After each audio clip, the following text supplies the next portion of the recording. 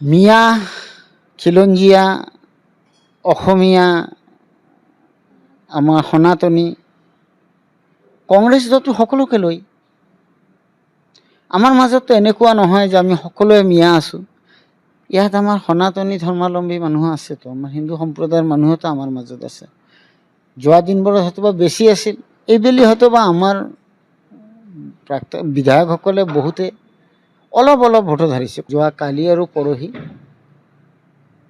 আমাৰ প্ৰায়বোৰ বিধায়ককে ব্যক্তিগতভাৱে সভাপতিয়ে টেলিফোন যোগে মতামত লৈছে, কোনটো কৰিলে কেনেকুৱা হ'ব সেই হিচাপত।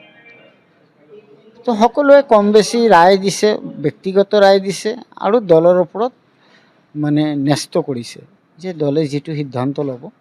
মই ভাবোঁ আমাৰ সভাপতিয়ে দিল্লীৰ লগত আলোচনা কৰি নিশ্চিতভাৱে আমাৰ 19 জনৰ মাজৰ পৰা